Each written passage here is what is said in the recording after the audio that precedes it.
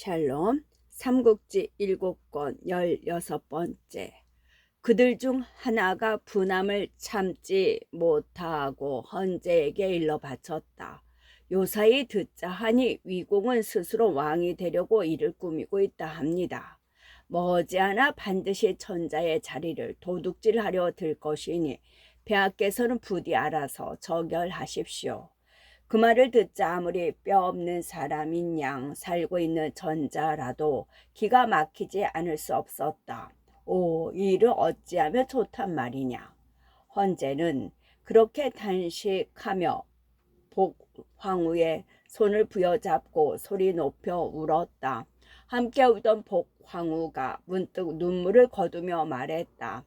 저희 아비 복안에게는 언제나 조조를 죽여 이 나라의 걱정거리를 없애고자 하는 마음이 있음을 제가 알고 있습니다. 이제 글 한 통을 써서 저희 아비에게 내리고 조조를 없앨 계책을 짜보게 함이 어떻겠습니까? 여자의 앙칼짐이 먼저 조조를 겨냥한 비수를 뽑은 것이었다. 헌제는 여전히 눈물을 쏟으며 걱정부터 먼저 늘어놓았다.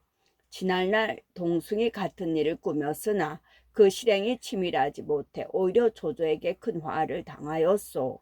이번에 또 일이 잘못되어 조조의 귀에 먼저 들어가게 된다면 이몽과 황후는 모두 살아남지 못할 것이오. 아침 저녁을 보내기가 마치 바늘 방석에 앉은 듯하니 이렇게 살 바에야 차라리 일찍 죽는 편이 낫겠습니다. 제가 살피건대 폐하를 가까이서 모시는 벼슬아치들 중에서 또 충의를 믿어 일을 시킬 만한 이로는 목숨만 한 사람도 없을 것 같습니다. 그에게 글을 주어 제 아비에게 전하게 한다면 결코 그릇 때문에 없을 것입니다. 복황후가 그렇게 헌제를 격려했다. 헌제도 다시 생각해보니 목순이라면 그만 일을 해낼 듯도 싶었다. 이에 곧 사람을 보내 목순을 불러오게 했다. 그런데 여기서 한 가지 눈여겨볼 것은 두 번의 큰 반조조 거사가 모두 황후의 인척에 의해 주도되고 있다는 점이다. 첫 번째는 동귀비가 아비인 동승에 의해 주도되고 두 번째인 이번은 복황후의 아버지인 복완을 중심으로 이루어지려 하고 있다.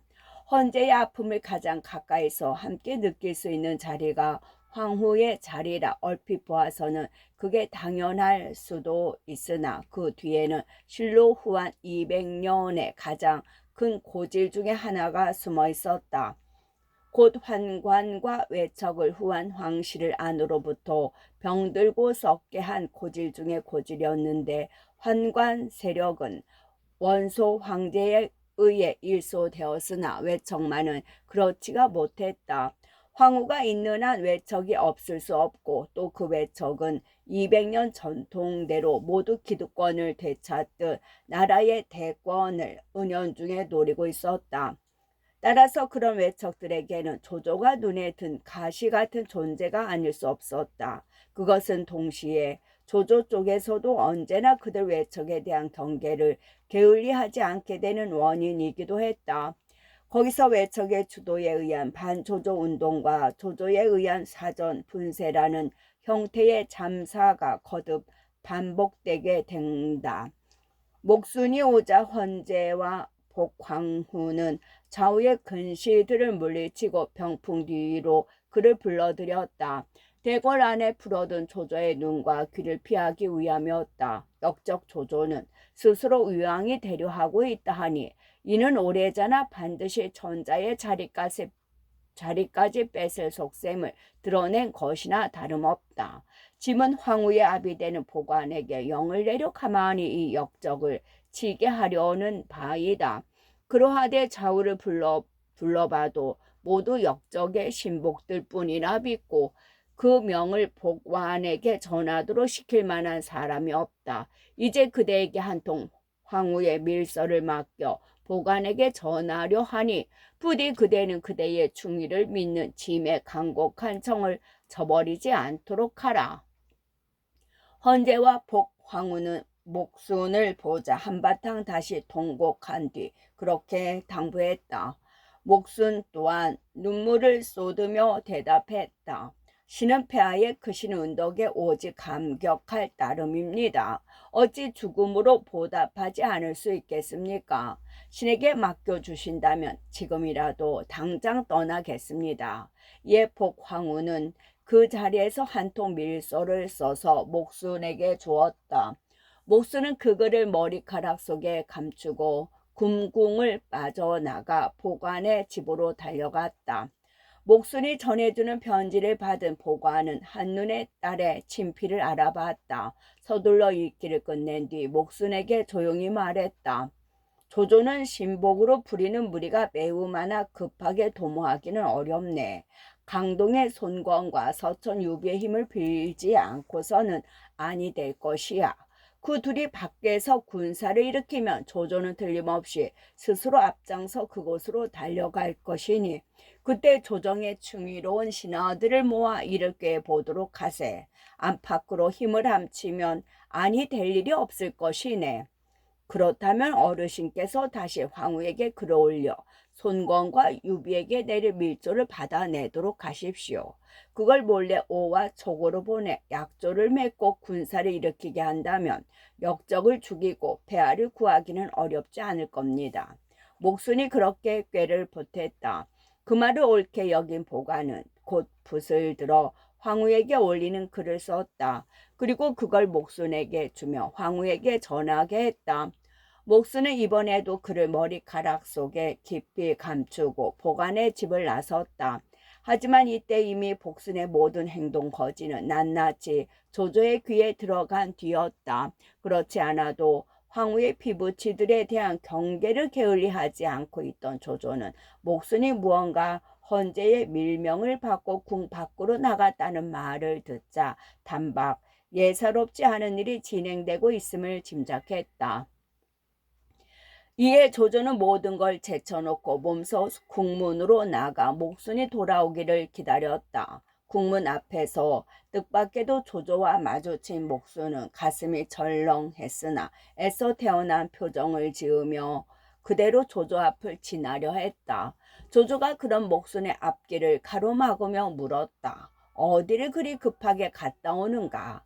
황후 마마께서 편찮으시어 의원을 찾아 갔다 오는 길입니다. 목순이 얼른 둘러댔다. 그러나 조조는 쉽게 넘어가지 않았다. 잠시 목순의 표정을 살피다가 다시 물었다.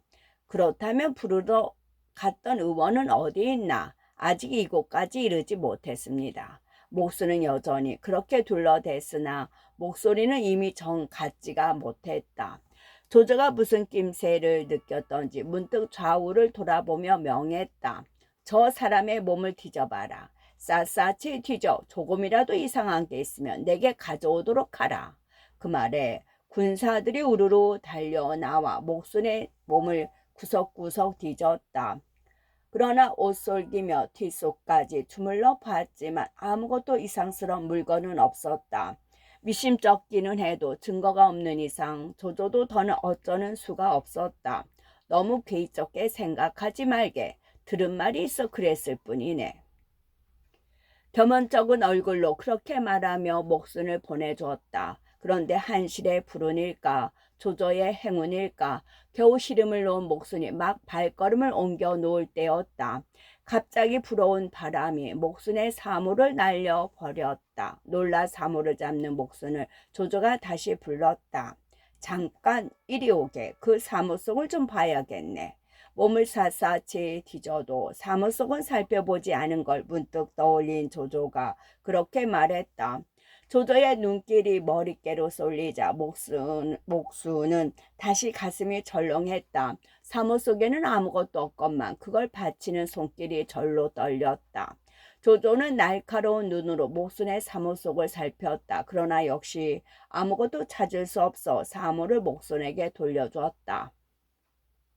사물을 돌려받은 목순은 급한 김에 두 손으로 받쳐 들고 머리에 덮어 씌웠다. 머리카락 속에 숨겨둔 보관의 편지가 걱정이 되어 그런 것이지만 거기서 다시 큰 실수를 하고 말았다. 서둘다가 사물을 거꾸로 써버린 것이었다. 그걸 보는 조조의 두 눈이 번쩍했다. 목순이 그토록 황망히 하는 것으로 미루어 찾는 것은 틀림없이 머릿개로 숨겨둔 것 같았다. 저자의 머리카락 속을 뒤져봐라. 잠깐 무언가를 생각하던 조조가 문득 알겠다는 듯 차갑게 웃으며 영을 내렸다. 군사들이 다시 목순을 잡아 목순의 머리를 뒤지자 과연 감추어져 있던 보관의 편지가 나왔다. 유비와 송건이 밖에서 호응하도록 밀주를 내어 달라는 내용이었다. 읽기를 마친 조조는 크게 노했다. 곧 목순을 잡아 외진 방으로 옮기고 엄하게 문초를 해봤지만 목순은 얼른 입을 열지 않았다.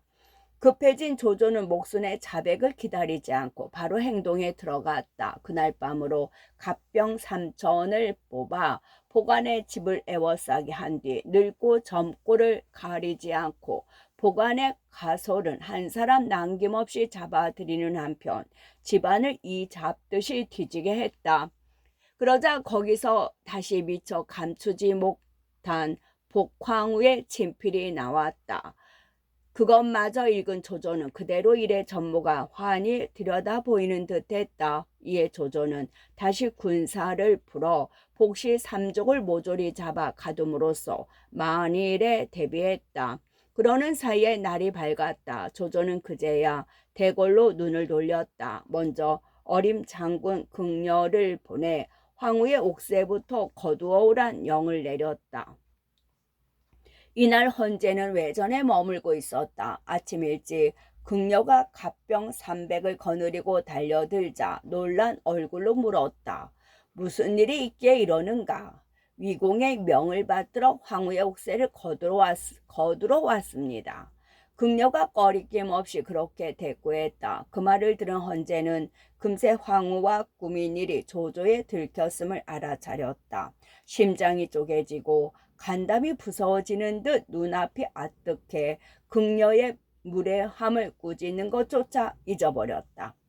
긍녀가 후궁에 이르렀을 때 복황후는 막 자리에서 일어난 참이었다. 긍녀는 황후를 거들떠 보지도 않고 옥새를 간수하는 궁녀를 호령해 황후의 옥새를 거두더니 바람처럼 돌아가 버렸다. 그걸 본 복황후도 일이 이미 조조에게 들킨 걸 알았다. 두렵고 급한 김에 황후의 거실 담벽 사이에 난 좁은 틈에 몸을 숨겼다. 오래전에 이번에는 황서령, 화흠이 갑병 500을 거느리고 후궁으로 들이닥쳤다. 화흠은 영문도 모르는 채 떨고 있는 궁녀들을 잡고 물었다. 복황후는 어디 있느냐? 궁녀들은 파랗게 질린 얼굴로 한결같이 모른다고 잡아댔다. 그러자 화흠은 무엄하게도 군사들을 호령해 황비가 거처하는 방문을 때려 부수게 하고 그 속을 뒤져봤다. 문이 잠긴 것으로 보아 틀림없이 안에 있을 줄 알았으나 복황후는 거기도 없었다. 잠시 방 안을 훑어보던 화음이 문득 소리쳤다. 벽을 허물어 봐라. 어딘가 두 겹 벽 틈에 숨었을 것이다. 어딘가 두 겹진 벽 틈에 숨었을 것이다. 오래 대궐을 들락거리다 보니 들은 게 있었던 모양이었다. 과연 한 군데 벽을 허무니 사람이 숨을 만한 틈이 나오고 거기에 한 여자가 웅크리고 있는 게 보였다. 화흠은 그게 복황후인 줄 알면서도 손으로 머리채를 휘감아 끌어냈다. 부디 이 목숨만은 살려주시오. 겁에 질려 제 정신이 아닌 복황후가 화흠에게 매달리며 애걸했다. 화음이 그런 복황후를 뿌리치며 소리 높여 꾸짖었다. 그럴 짓을 왜 했소? 당신이 스스로 위공에게 가서 빌어보시오. 화음이 그렇게 하니 그를 따라온 군사들은 더 말할 것도 없었다. 풀어헤친 머리에 맨발인 복황후를 개끌듯 끌고 조조에게로 데려갔다. 그런데 참으로 흥미로운 만큼이나 섬뜩한 느낌을 주는 것은 이 화흠이란 인물이다. 원래 화흠은 그 뛰어난 글로 일찍부터 이름을 얻은 사람이었다. 당시의 제사들인 병원 관영과 매우 가까운 벗이었는데 세상 사람들은 그들 셋을 합쳐 한 마리 용이라 불렀다. 화흠은 그 용의 머리며 병원은 배며 관영은 머리 꼬리에 빗긴 것으로 보아 셋 중에 제주가 가장 나았던 모양이었다. 하지만 불행히도 제주는 사람 댕과 무관한 탓인지 그의 삶은 그의 그리 얻은 이름을 끝내 지켜내지 못했다. 아직 화흠이 초야에 묻혀 있을 때 일이었다. 화흠이 관영과 함께 채소 씨앗을 묻으려고 호미질을 하고 있는데 땅에서 난데없이 금덩어리가 하나 나왔다. 관영은 학문과 수양에 전념하는 선비답게 그쪽을 돌아보지도 않고 호미질만 계속하며 그 금덩어리를 지나쳤다. 그러나 화흠은 그 금덩어리를 주워 한참을 들여다본 뒤에야 땅에 던져버렸다. 또 하루는 이런 일이 있었다. 여실 관영과 함께 방 안에 앉아 책을 읽고 있는데 문 밖에 귀인이 지나가는데 행차 소리가 요란했다. 이번에도 관영은 그 소리가 귀에 들리지 않는 사람처럼 책에만 정신을 쏟고 있었으나 화흠은 책을 덮고 밖으로 나가 구경을 하고 돌아왔다. 오늘날의 지식인들이 보면 화음이 훨씬 더 솔직하고 자연스럽게 느껴질 것이다. 오히려 관영이야말로 지나친 엄숙주의자며 자신의 감정을 왜곡하고 과장하는 썩은 선비로 보일지도 모르겠다. 그런데 관영은 그 두 가지 일이 있은 뒤로 화음을 비루한 인간이라 보았다. 어쩌다 만나도 자리를 나누어 따로 앉고 다시는 그와 법대기를 마다하였다. 그러나 그게 한낱 가식이나 감정의 과정이 아님은 그뒤 그가 보여준 삶에서 명백하다. 세상이 점차 어지러워지자 관영은 멀리 요동으로 몸을 피해 숨어 살았는데 그 삶은 선비적 결벽에 극지할 만했다. 누가 하나를 빌려 그 위에 살며 다시는 조조의 땅을 밟지 않았고 또 머리에는 항상 흰 관을 써 망해버린 한시를 조상했다. 죽는 날까지 불의한 위에 벼슬살이를 하지 않았으면 더 말할 나위도 없었다. 이에 비해 일찍부터 재물과 권세에 연연해하던 화음은 벼슬을 먼저 구해 송건에게로 갔다가 나중에는 다시 조조에게로 돌아섰다. 그리고 그때에 이르러서는 조조의 총애를 얻는데 눈이 멀어 글 읽는 선비로서는 참아 못할 끔찍한 일을 저지르고 있는 셈이었다. 얄팍한 합리나 대세 또는 진리를 앞세워 화음을 변호해 주고 싶은 이들을 위해 뒷사람이 화음을 단식한 시를 옮긴다. 그날의 화흠 끔찍도 하구나. 벽을 버수어 황후를 끌어냈네.